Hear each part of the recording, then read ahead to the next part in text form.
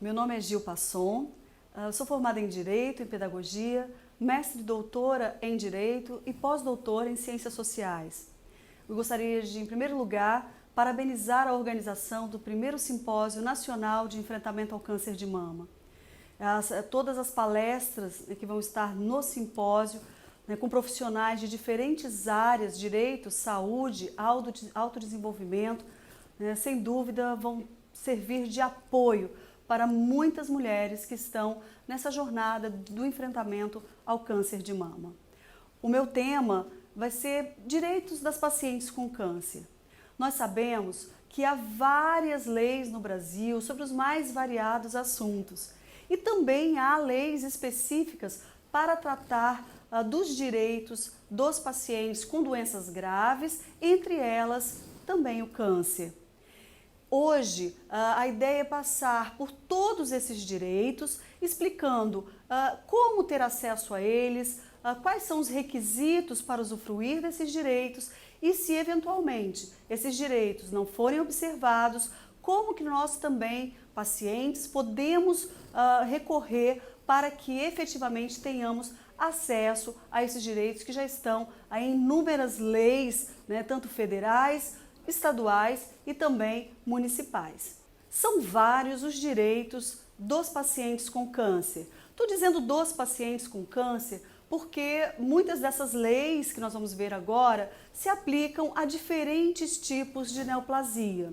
O nosso foco aqui é o câncer de mama, no entanto, é possível estender muitos desses direitos que vamos tratar hoje para outras doenças graves e também outros tipos de neoplasia. Infelizmente, nós vivemos num país em que há pouco conhecimento acerca das leis. Muitas pessoas não reivindicam os seus direitos porque muitas vezes não sabem que esses direitos estão previstos na legislação, ou mesmo como fazer em caso de uma negativa de um direito que tenha sido negado, seja por um órgão público, seja por empresas, em qualquer espaço social. Então, para a gente começar, é importante falarmos de uma legislação que tem feito uma diferença muito grande no dia a dia dos pacientes com câncer e das pacientes que estão enfrentando o câncer de mama. Nós temos, no primeiro momento, uma lei que a gente chama até de Lei dos 30 dias, que estabelece que é preciso que se observe 30 dias para a elaboração dos exames que vão verificar e comprovar o eventual diagnóstico do câncer. Essa lei ela foi elaborada no final do ano passado, em 2019, e entrou em vigor. O que isso quer dizer? Começou efetivamente a valer agora em abril de 2020. Essa lei ela foi uma luta histórica de pacientes, de grupos sociais, de movimentos sociais em defesa dos direitos dos pacientes com câncer, de uma luta também de vários profissionais, até da área de saúde, que viam que o fator tempo é fundamental para que haja um tratamento mais efetivo, para que haja uma recuperação muito mais positiva. A gente sempre tem que repetido que o tempo, quem tem câncer tem pressa e o tempo é fundamental. Então essa lei dos 30 dias, ela vem justamente para garantir que esses exames sejam feitos nesse período, no máximo em 30 dias, para que aí sim possa haver efetivamente o início do tratamento. Na sequência, nós temos então uma outra lei, que é a lei que nós chamamos de Lei dos 60 dias. Então, para os exames, para que seja verificado o diagnóstico, nós temos a lei dos 30 dias e a lei dos 60 dias é para o início do tratamento efetivamente. Então vejam que se nós temos 30 dias para os exames e depois 60 dias para o início do tratamento, isso já tem aí um tempo de 90 dias. A lei dos 60 dias, ela diz que a partir do laudo patológico, em que vai verificar exatamente qual é o tipo de tumor, a partir daí então tem-se 60 dias. A própria lei excetuou, dizendo que há casos em que houver uma maior necessidade, esse período poderá ser menor. Então, o que seria esse início do tratamento previsto pela Lei 12.732 de 2012? Esse início do tratamento seria, vamos imaginar que seja o caso de uma intervenção cirúrgica, 60 dias para que a cirurgia ocorra. Há casos em que a cirurgia não poderá ser feita de imediato, mas há um início de um tratamento, por exemplo, quimioterápico, para então depois haver a cirurgia. Não importa se for cirurgia ou qualquer outro tipo de tratamento, rádio ou químio, esse período da lei é de 60 dias. Bom, isso é o que a lei prevê, né? No entanto, na prática, é importante a gente salientar que esses prazos nem sempre são observados. Há muitas mulheres, há muitos pacientes com câncer que estão sendo tratados pelo Sistema Único de Saúde e que é a maioria da população, né? Não é, a minoria da população tem acesso a um plano de saúde privado, então acaba que a maioria das pacientes e dos pacientes com câncer acaba tendo um tratamento no Sistema Único de Saúde, né? Na saúde pública. E aí esses prazos a gente tem visto por não só pesquisas, como relatos de inúmeras mulheres, inúmeros pacientes, de que muitas vezes uma mamografia tem levado no sistema público de saúde 3, 4, 5, até 6 meses. Então vejam que apesar da disciplina legal, apesar de termos a lei, infelizmente na prática, no dia a dia, esses prazos infelizmente não têm sido obedecidos, observados como a própria lei determina.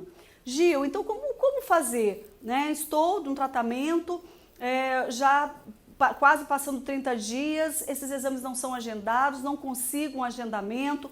Nesse caso, um primeiro passo seria entrar em contato com a Secretaria de Saúde, comunicando a situação. Hoje, vários órgãos públicos têm sistemas de ouvidoria, em que você pode entrar em contato, fazer uma denúncia, né, levar ao conhecimento formal daquele órgão, no nosso caso a Secretaria de Saúde, comunicando, né, que olha, eu estou aguardando, tem a lei que me garante 30 dias para os exames e até agora não consegui marcar como um especialista, não consegui os exames. No primeiro momento é essa a alternativa, mas infelizmente em muitos casos, muitas mulheres e também pacientes, né, homens e mulheres, precisam entrar com uma ação judicial, pedindo uma liminar para que seja determinada de imediato a marcação desses exames. Então, ao final desse vídeo, nós vamos falar um pouco sobre onde buscar essa tutela do Estado. Porque, vejam, né, o próprio Estado, né, que não toma uma providência para acatar a lei, cumprir o que a lei determina. E nós vamos buscar, muitas vezes, no próprio Estado, na Defensoria Pública, no Ministério Público, ou seja, instituições públicas que vão poder nos auxiliar, nos apoiar para uma medida judicial de cumprimento dessa lei. Então, no primeiro momento, a gente poderia chamar atenção para essas duas leis, a lei dos 30 dias para exames e a lei dos 60 dias para o início efetivo do tratamento. Uma outra previsão legal também que é muito importante é o saque do FGTS.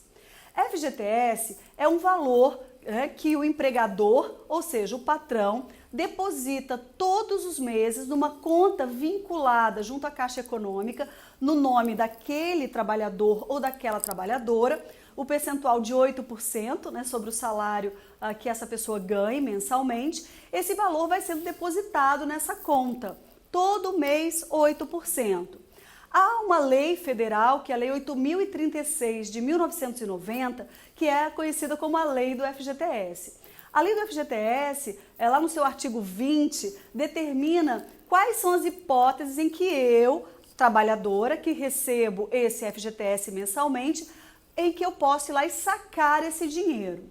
A regra é que eu poderei sacar esse valor que está ali sendo depositado em situações de dispensa sem justa causa. Já que eu estou trabalhando, carteira assinada, nós estamos falando aqui daqueles trabalhadores seletistas, né, que são empregados regidos pela consolidação das leis do trabalho. Então, eu fui dispensada, né, fui mandada embora sem justa causa, então esse valor poderá ser sacado e mais, quando um empregado ou empregada é dispensada sem justa causa, há uma multa que o patrão tem que depositar relativa a 40% do valor que estiver ali naquela conta daquele vínculo para aquele trabalhador. Então veja, fui mandado embora sem justa causa, vou lá, posso sacar esse dinheiro com a multa de 40% sobre os valores depositados por aquele empregador. Qual que é a ideia? A ideia é justamente para que a pessoa agora que está sem emprego possa, com aquele valor, conseguir, né, se organizar minimamente do ponto de vista financeiro até conseguir uma recolocação no mercado de trabalho. Há outras hipóteses, talvez você já tenha ouvido, por exemplo, eu saquei para um financiamento da casa própria, para quitar um financiamento ou para comprar uma casa própria. Realmente, há hipótese que você pode sacar esse valor para a aquisição de casa própria. Também há situações em que pessoas perderam os seus bens, tiveram suas casas prejudicadas por enchentes, então o governo federal edita portarias autorizando que esse saque possa ocorrer para esse fim. Comprar eletrodomésticos que se perderam, eventualmente material de construção. Então vejam que há várias hipóteses em que a lei do FGTS permite que a gente vá lá e retire esse dinheiro, porque é nosso, é do trabalhador.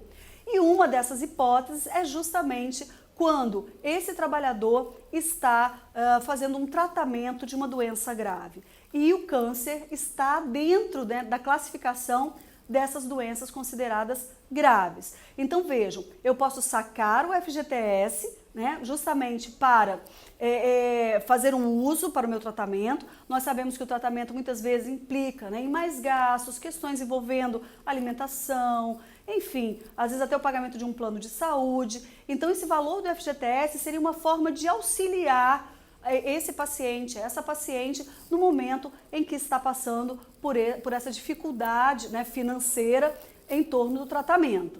Então é possível sim que eu saque esse valor do FGTS. E se for um parente meu, né? Isso também é muito interessante. Eu não tenho autorização da lei apenas para sacar o FGTS quando eu, né, sou a trabalhadora que tenho direito a essa conta e estou fazendo um tratamento para mim, né? Eu posso também sacar esse valor, por exemplo, se a gente vai ver, por exemplo, o cônjuge, né, marido, esposa, companheiro ou companheira, né, inclusive uniões homoafetivas, tá? É garantido também esse direito, né, de igualdade. Filhos menores de 21 anos ou que tenham alguma deficiência, tenham alguma invalidade, né, estejam inválidos de alguma forma, como a lei mesmo diz. E também, né, para pais e para irmãos. E aí irmãos menores de 21 anos ou inválidos também, como a própria lei prevê. Vamos imaginar que haja um casal, ambos trabalhem e ambos tenham a sua conta do FGTS. E eles querem sacar para para apoiar financeiramente o tratamento de um filho. É possível e interessante que nesse caso, tanto o pai quanto a mãe podem sacar esse FGTS. Então os dois sacam justamente para apoiar o tratamento de filho ou filha. Então o FGTS é um procedimento bastante simples, né? Você se dirige a uma agência da Caixa Econômica Federal. Chegando lá, né, você vai levar justamente a sua carteira de trabalho, você vai levar o número do seu PIS, né?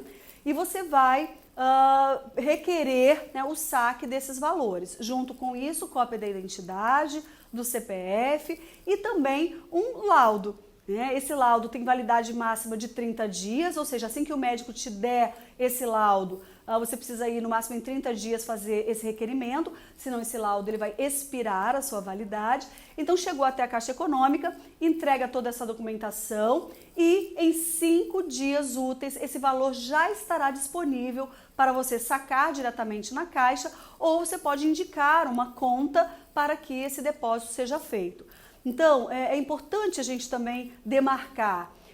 Existem vários direitos dos pacientes com câncer cuja dificuldade de acesso é bastante acentuada. Eu mesmo, né, durante o meu tratamento, passei por inúmeros desafios para ter acesso a vários desses direitos previstos em lei. No entanto, é preciso também que a gente elogie, né, quando a coisa funciona direitinho. O saque do FGTS, em nenhum momento eu tive qualquer dificuldade. Não vejo também nenhum relato de outros pacientes nesse sentido. Ou seja, chegou lá, levou a documentação, em 5 dias o valor está disponível. Então é importante. Aí fala, Gil, mas se eu não quiser sacar, quero deixar o meu dinheiro quietinho lá. Ok, é uma faculdade. Quer sacar? Ótimo. E é sempre um valor que acaba ajudando. Até mesmo porque, pessoal, a correção a que esse dinheiro está submetida junto ao FGTS é uma correção muito baixa. Então, de repente, você até sacar, né, para às vezes até investir esse dinheiro num outro fundo que te dê uma remuneração um pouquinho maior, juros maiores, também tem sido uma estratégia muito utilizada por muitas pessoas. Bom, então se você preferir, você pode entrar no site, né, www.fgts.gov.br. Lá você vai ter todas essas informações que eu acabei de te passar aqui de maneira sintetizada, mas se trata efetivamente de um procedimento tranquilo, né, cuja dificuldade, né, realmente é mínima, ou seja, é se dirigir à Caixa Econômica e fazer o pedido, né, de resgate desse valor. Agora nós vamos passar para alguns outros direitos também previstos em lei, que nós chamamos de benefícios por incapacidade. Talvez você já tenha ouvido falar de algum deles pelo nome antigo, né? No final do ano passado houve uma mudança de nomenclatura de algum desses direitos, por exemplo, benefício por incapacidade temporária. Certamente você já ouviu falar com o nome auxílio-doença. Né? Auxílio por incapacidade definitiva, talvez você já tenha ouvido falar como aposentadoria por invalidez. Bom, então vou me referir, né, aos nomes que nós estamos mais acostumados, mas fazendo essa ressalva de que houve uma mudança na nomenclatura. O primeiro benefício, então, é o benefício, seria o auxílio-doença, né, que é por incapacidade temporária. O que isso quer dizer? Eu tive o diagnóstico, comecei o tratamento e não estou em condições de continuar trabalhando. Né? Estou ali fazendo as quimioterapias ou me submeti à cirurgia, preciso do tempo para me recuperar. Então a regra é, até 15 dias de afastamento, quem vai pagar o valor relacionado a esses 15 dias é o meu empregador, é o meu patrão.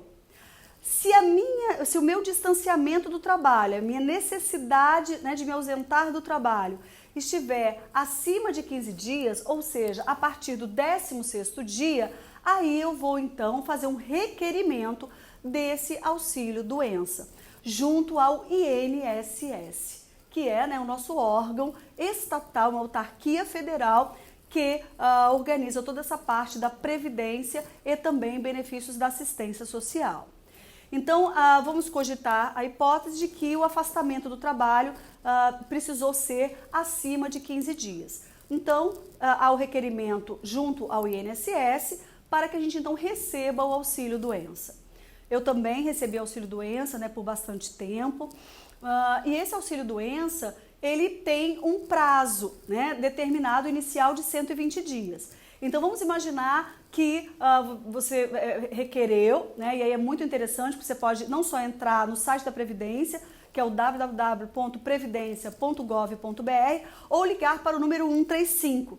Tá? Esse número, ele atende, às vezes demora um pouquinho, você fica um pouquinho aguardando, mas é um número assim que funciona bem, né, bem interessante, para obter mais informações e até mesmo para agendar. Você vai agendar uma perícia médica junto ao INSS. Então, pode ser que você chegue no dia dessa consulta médico-pericial lá no INSS. Eles agendam sempre para o posto do INSS mais próximo da sua residência. Então, chegando lá, pode ser que o médico ou a médica do INSS diga, olha, realmente, diante do laudo, você vai levar todos os exames, o laudo médico dizendo quanto tempo, né, o seu médico, a sua médica acreditam que você precisa ficar afastado, explicar o porquê, tem aquele laudo médico, e então o médico do INSS vai analisar. Em havendo então uma análise, não, realmente eu entendo aqui que seria por 90 dias, ou eu entendo que seria por 60 dias. Será pelo prazo determinado e com a ressalva também de que é possível que a gente peça uma renovação. Então, o médico do INSS ou a médica me deram há 60 dias, no entanto, o profissional da área de saúde que está me acompanhando no meu tratamento entende que precisa de mais tempo. É só, né, remarcar, reagendar uma nova consulta para que esse período seja estendido. Caso não seja estabelecido um prazo final, né, o que nós chamamos de alta programada, o próprio médico ou médica do INSS já vai te falar isso, a gente usa um prazo geral de 120 dias. Nesse caso, você vai receber então do INSS, né? O auxílio-doença vem diretamente do INSS. Vamos imaginar, no entanto, a hipótese de que houve uma situação, um diagnóstico e que, diante das circunstâncias específicas daquela pessoa, não seja o caso de receber um auxílio-doença. Porque o auxílio-doença, como, né, a gente mesmo falou o nome, ele é temporário. Você vai se recuperar por um tempo e depois retorna ao trabalho. Tem a chamada alta previdenciária e pode retornar ao trabalho. Há situações em que esse paciente ou essa paciente já não vai nem receber auxílio-doença, já vai ter uma aposentadoria por invalidez, que seria justamente um benefício por incapacidade permanente. Nesse caso, é também um recebimento do INSS, é preciso passar também pela consulta médico-pericial junto ao INSS, então você vai ser aposentado por invalidez. O mais comum é que a pessoa passe por auxílio-doença, renove o auxílio-doença, né, por vários períodos e se chegue então à conclusão, através não só da equipe médica que te acompanhe, mas também da própria perícia do INSS, de que ali se trata de um caso de aposentadoria, ou seja, não haverá mais condições de voltar para aquela atividade profissional.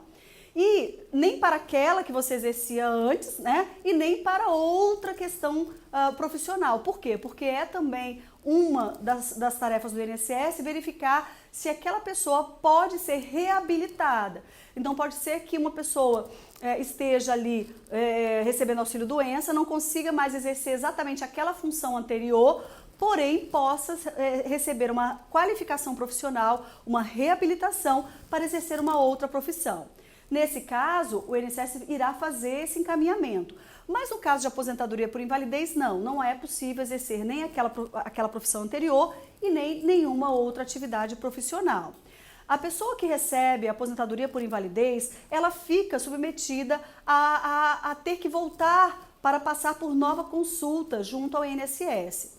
A lei traz algumas exceções, né? Por exemplo, se você tem mais de 55 anos e já recebe a aposentadoria por invalidez, juntando tanto o auxílio-doença como depois a aposentadoria por invalidez por mais de 15 anos, você não vai precisar fazer essa volta, né, para ser reavaliado. Ou se você estiver acima de 60 anos. Mas vamos considerar que, em regra, o INSS poderá te chamar para verificar se aquela incapacidade que deu ensejo, deu início àquela aposentadoria por invalidez, se ela se mantém, se houve qualquer mudança nesse quadro.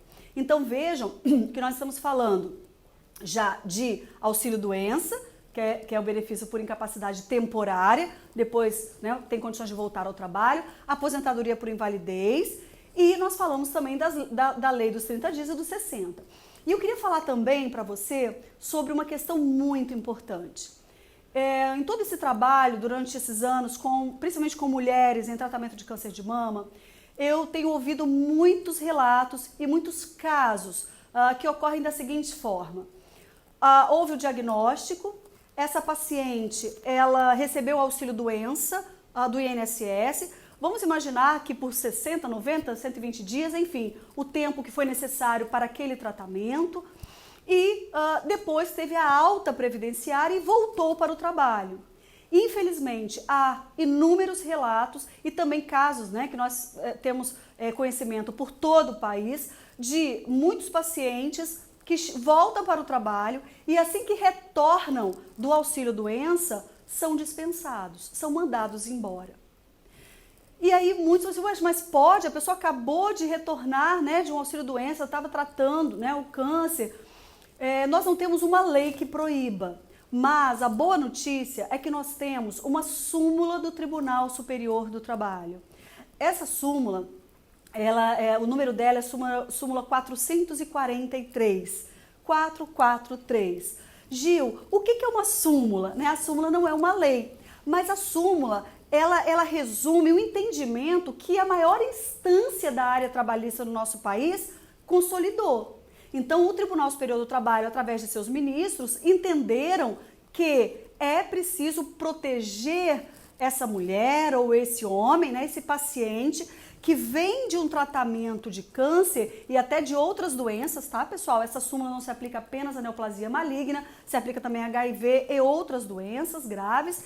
E Então, o TST começa, né, com essa súmula um entendimento muito interessante, dizendo, olha só, é preciso proteger, porque a pessoa acabou de vir de um auxílio-doença, está reiniciando, né, uma nova fase da sua vida após o tratamento, e perder o emprego nessas condições é algo que vai afetar emocionalmente, né, psicologicamente e também financeiramente. Nós vivemos num país que temos milhões de desempregados. O desemprego é um fator muito presente. Então, a garantia mínima, né, de emprego para essas pessoas se torna algo necessário. Então, olha que interessante, a súmula 443, ela diz exatamente assim, aspas, presume-se discriminatória a dispensa, né, do empregado portador de HIV ou de outra doença grave que cause estigma ou preconceito. Gil, o que isso quer dizer? Que se eu fui dispensada, eu voltei do meu auxílio-doença, fui dispensada sem justa causa. Isso é importante dizer. Porque eu cheguei, voltei para o trabalho e cometi uma justa causa, conforme as hipóteses que a própria CLT prevê lá no artigo 482, aí, né, posso ser dispensada. Eu cometi um ato faltoso como empregada e como empregado. Mas nesse caso, a dispensa, se for sem justa causa, ela vai se presumir discriminatória. E aí, o que isso quer dizer? Quer dizer que se você foi dispensado ou dispensada logo após voltar do seu auxílio-doença e tendo tratado não só HIV, como câncer ou outra doença grave, a presunção é de que essa dispensa foi por discriminação ou preconceito. E o que fazer então? Né? O que fazer? Uma vez já tendo havido a dispensa, ingressar na justiça, né, entrar com uma ação judicial para que a empresa tenha que provar, porque veja, presume-se, não é também uma certeza, mas quem é que tem que provar que não dispensou aquele empregado, aquela empregada de forma discriminatória? É a empresa que tem que provar. E se a empresa não se desincumbe desse ônus, ou seja, não prova que não foi discriminatória, vai ter que reintegrar esse empregado ou essa empregada ou indenizar o dobro de todo o período que ficou afastado. Então, a Lei 9.029, né, de 1995, também é uma lei importante que fala sobre a dispensa discriminatória, em geral e também no caso de doença grave. Então, reforçando, né, a súmula 443, ela presume discriminatória a dispensa de quem está vindo justamente de uma recuperação de uma doença grave e quem tem que provar que não foi por discriminação é o empregador.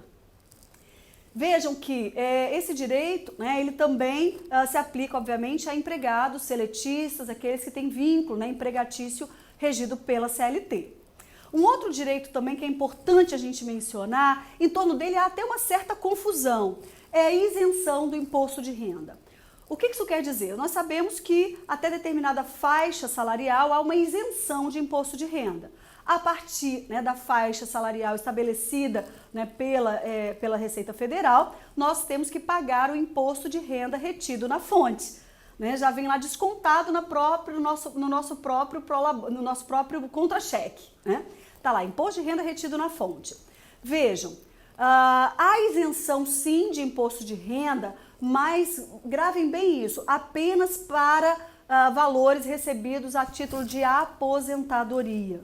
Eu recebo muitas perguntas dizendo, Gi, olha só, eu estava em auxílio-doença, voltei a trabalhar e eu quero não pagar mais imposto de renda. Não, olha só vai haver a isenção do imposto de renda se você estiver aposentado. Isso se aplica tanto a aposentados, né, pela Previdência Social, pelo INSS, e também para outras aposentadorias, por exemplo, de servidores públicos. Então, vamos imaginar que você seja um servidor público estadual, você vai lá no seu órgão de previdência específico, do órgão para o qual você trabalha, no qual você é servidor público, para então requerer justamente a isenção do imposto de renda.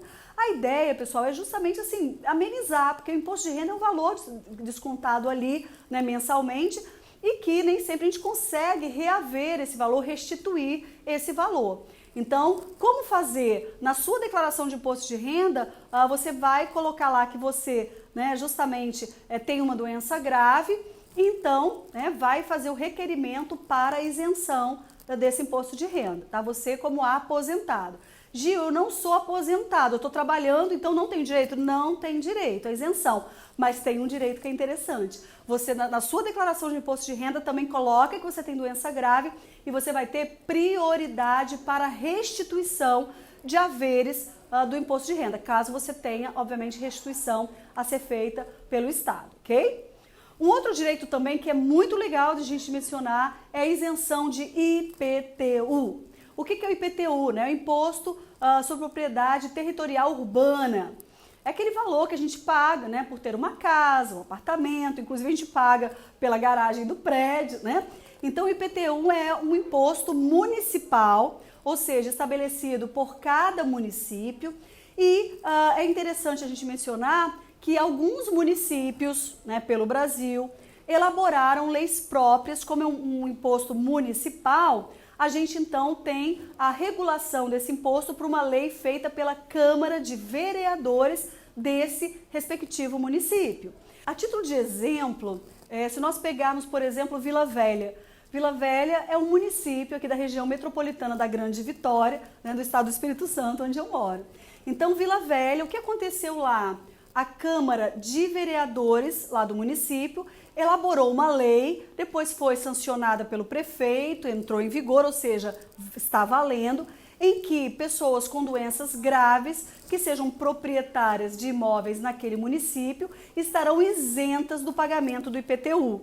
Então isso também vem no sentido de ajudar. Quer dizer, a pessoa que está ali, né, com aquela doença grave, fazendo aquele tratamento, ela vai ter ali um certo respiro financeiro, né, porque o IPTU chega lá todo início de ano, a gente tem que pagar, para que essa pessoa possa então ter ali uma certa tranquilidade, abrindo mão desse valor do IPTU para investir na sua saúde, melhores condições de vida, enfim.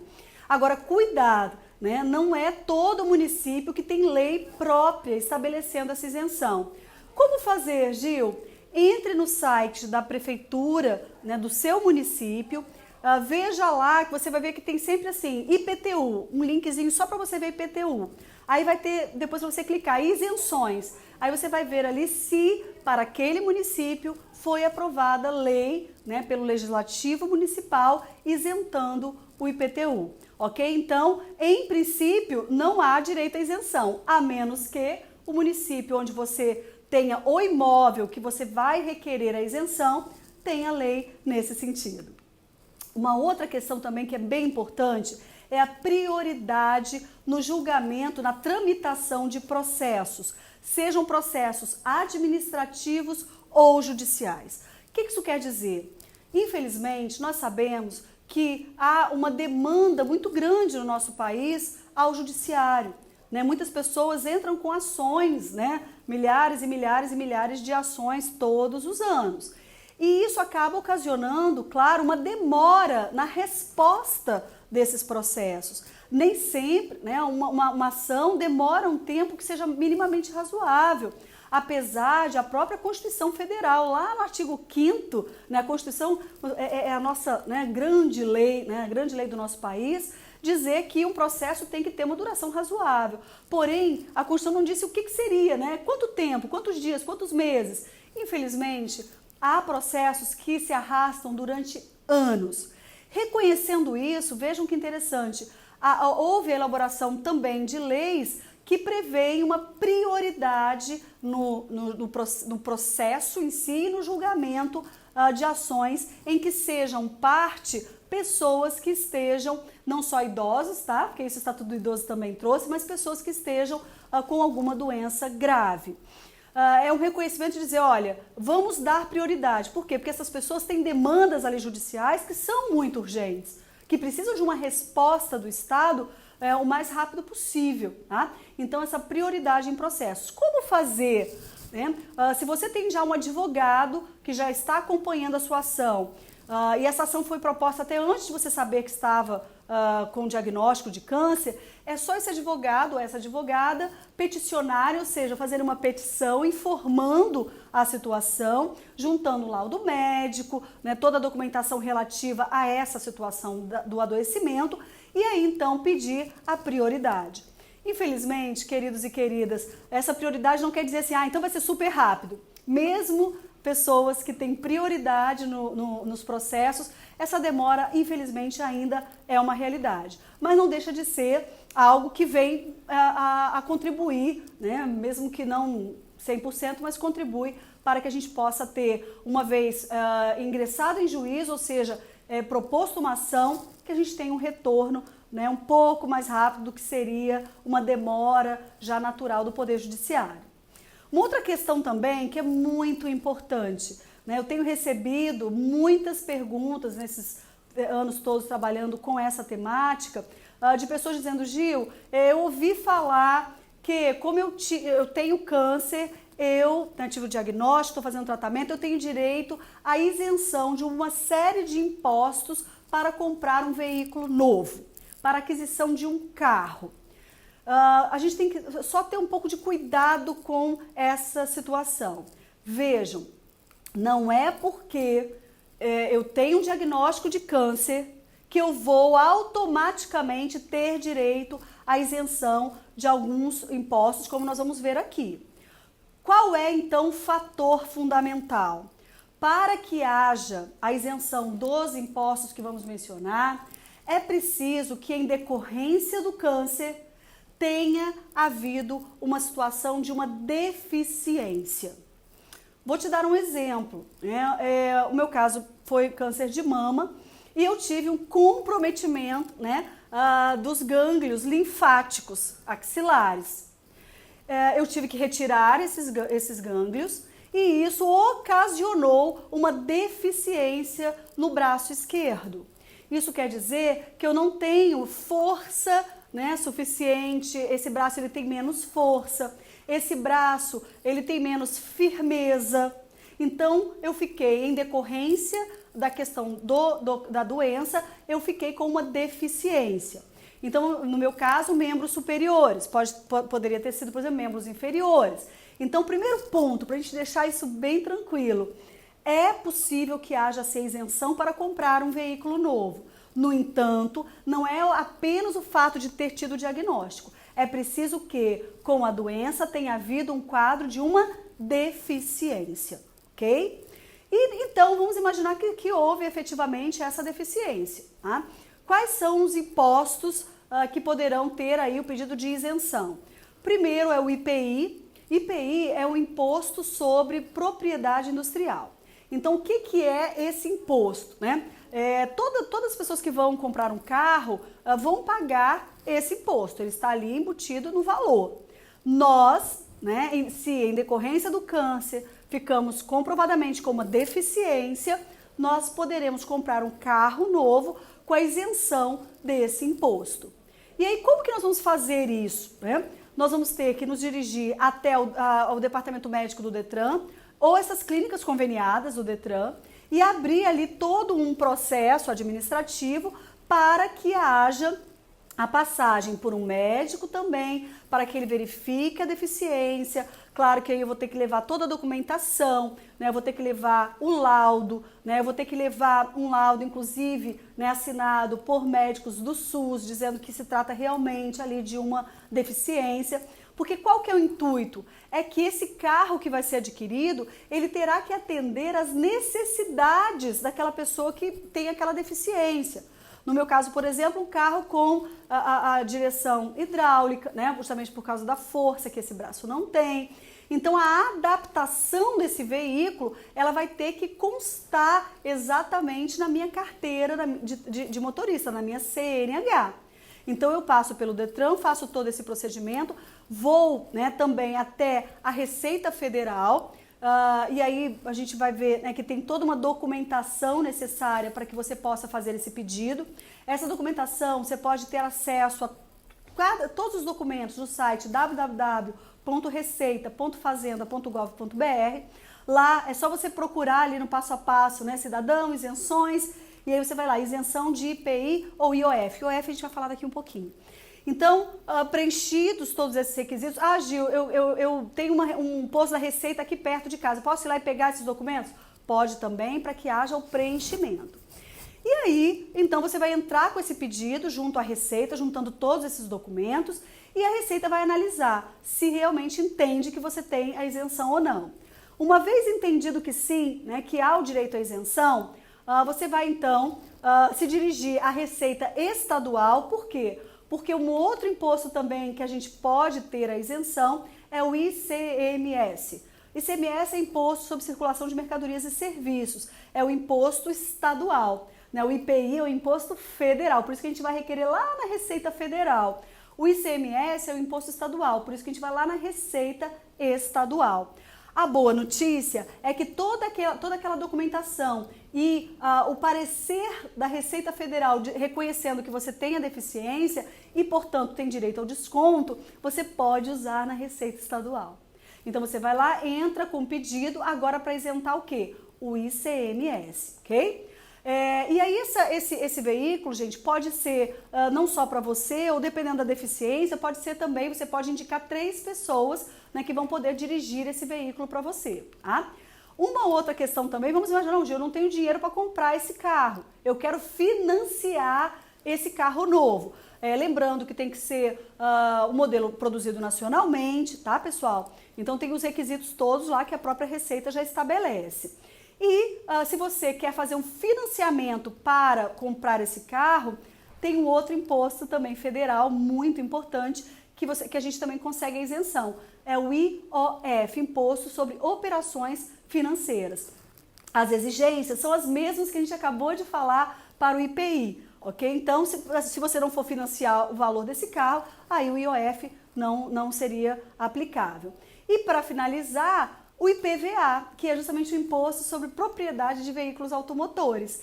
Esse IPVA, quando você for fazer o requerimento da isenção do ICMS, você já pode também fazer o pedido de isenção do IPVA. Claro que ele vai ficar aguardando até que efetivamente você vá lá, compre o carro, né? Porque a Receita Federal isentou o IPI, a Receita Estadual isentou o ICMS. Aí você vai pegar essas isenções e vai até a concessionária, né, do veículo para justamente comprar efetivamente o carro. Uma vez tendo feito isso, aí você já vai ter lá toda a placa direitinho, você vai então voltar à Receita Estadual para pedir a isenção do IPVA.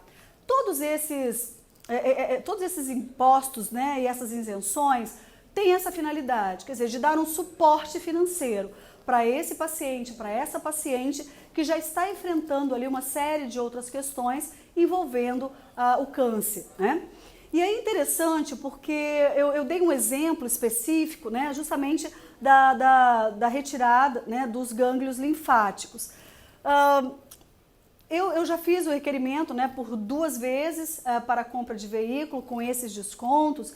E o que eu posso passar para vocês, não só da minha experiência, mas também de muitos relatos que eu ouço de muitas pessoas com as quais eu tenho contato, principalmente mulheres, né, em tratamento do câncer de mama, o relato é no sentido de que a dificuldade é muito grande, principalmente junto ao Detran, não junto à Receita Federal nem à Receita Estadual. A dificuldade, a burocracia, os entraves são encontrados, como eu mesma também encontrei, junto à clínica conveniada do Detran.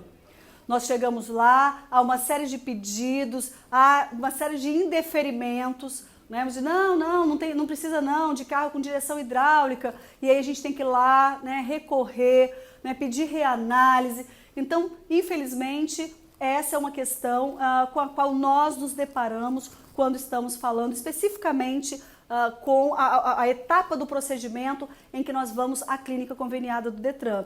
Porque justamente, né, nós precisamos que conste na carteira de motorista, na CNH, que o carro é adaptado com tais e tais circunstâncias, com tal e tal equipamento, ok? Bom, pessoal, há também, né, um outro direito.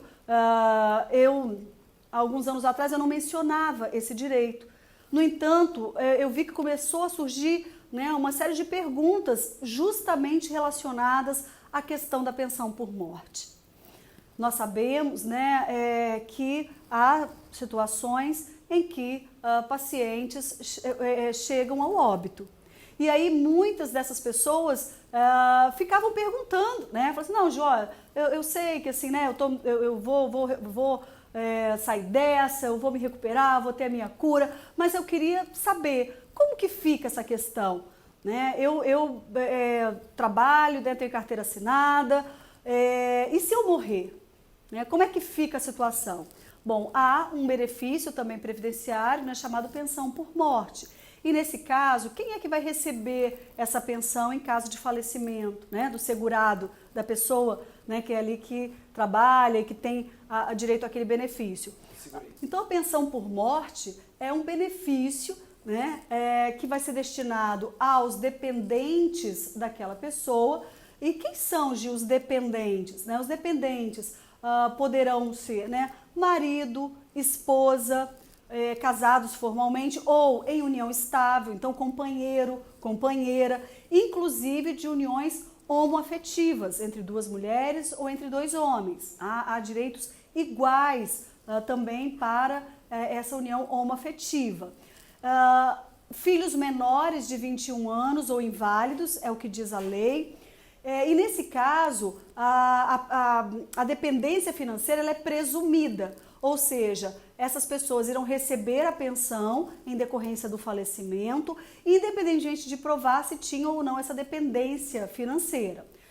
Mas poderão também receber os pais, né, da pessoa que faleceu, ou irmãos menores de 21 anos ou inválidos, e mesmo que forem maiores de 21 anos, mas forem inválidos, também terão direito. Mas nesse caso, deverá haver a comprovação de que realmente os pais da pessoa que faleceu ou irmãos menores de 21 anos, ou mesmo que maiores inválidos, tinham efetivamente uma dependência financeira com aquela pessoa que veio a falecer. Então vejam que nós passamos assim, por inúmeros direitos, né? Só que efetivamente muitos se deparam com a negação desses direitos. Gil, olha só, eu sei agora que eu tenho todos esses direitos, né? Depois você pode acessar a nossa cartilha, o nosso guia de direitos e dar mais uma olhada, ler com mais calma. Mas, mesmo que você agora conheça os direitos, vamos imaginar então que você não teve esse direito resguardado. Né? Você foi lá para, né, comprar o veículo e você não teve acesso a esse direito. Mesmo a gente tendo conhecimento de todos esses direitos que nós acabamos de ver aqui, infelizmente, há inúmeras e inúmeras situações em que esses direitos não são observados. Então, a pergunta é, o que fazer? Né? Se eu sei que eu tenho um direito e estou vendo que ele está sendo lesado. Bom, nós temos alguns caminhos que eu poderia dividir em dois principais. Um seria o caminho administrativo. O que isso quer dizer? Buscar junto ao mesmo órgão que não está observando aquele direito, tentar reverter ali. Como eu disse mais cedo, há órgãos públicos, se esse for o caso, né, em face do INSS. Eu não tenho condições de voltar ao trabalho, mas a perícia médica do INSS diz que eu tenho que voltar. Então eu quero questionar isso. Bom, você pode fazer isso administrativamente, né, questionando, recorrendo ao próprio órgão. E há situações em que isso não resolve, então é preciso recorrer à justiça, ou seja, ingressar com uma ação judicial. Nesse caso, você vai precisar de ser acompanhada por um profissional da área do direito. Há inúmeros profissionais, né, advogados particulares, inclusive muitos especializados em ações relativas a questões de saúde. Né, de entrar com ações contra não só o Estado, o município, mas também até em face de planos de saúde. Então, num primeiro momento, é preciso que você busque um advogado, se for o caso, um advogado particular. No entanto, fala, não, você não tem condições de contratar um advogado particular para entrar com essas ações. Então, nós temos outras alternativas. Né? Nós temos a possibilidade de procurar a Defensoria Pública. Nós temos a Defensoria Pública tanto estadual quanto a Defensoria Pública da União. Então vamos imaginar que seja uma ação em face do INSS. Como o INSS é uma autarquia federal, a ação a ser proposta contra o INSS deverá ser na Justiça Comum Federal. E aí, como envolve, né, ente público ligado à União, é preciso que seja essa ação proposta pela Defensoria Pública da União.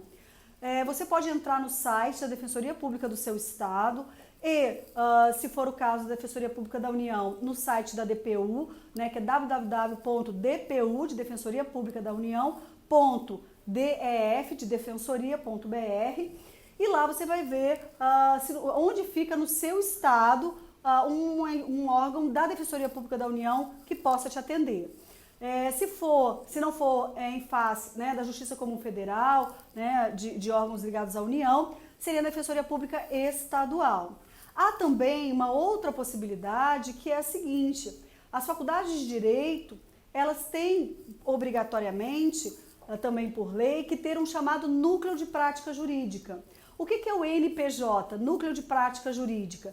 É como se fosse, então, um escritório em que professores, né, vão orientar alunos, geralmente alunos que já estão terminando o curso de Direito, para um atendimento gratuito às pessoas. Então, além da Defensoria, também os núcleos de prática jurídica podem te dar esse suporte para um atendimento sem precisar, né, pagar, né, ter um dispêndio aí econômico, que pode ser o caso de algumas pessoas que não têm condições de contratar um advogado particular. Também uma outra via que é muito importante é o Ministério Público.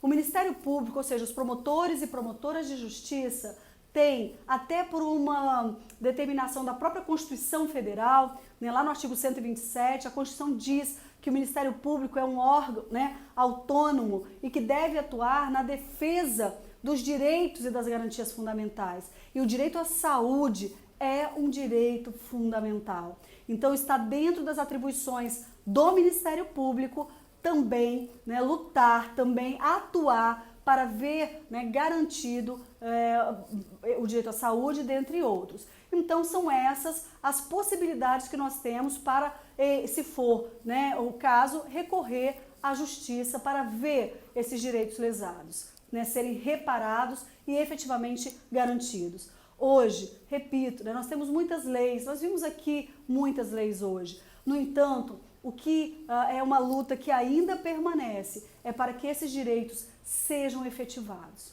Nós temos o direito, não é só na letra da lei, não pode estar só no papel. Eu tenho, né, que ter efetivamente o acesso àquele direito. Não pode ser só uma letra morta, né, uma norma de enfeite. Tem que realmente esse direito chegar até quem efetivamente precisa.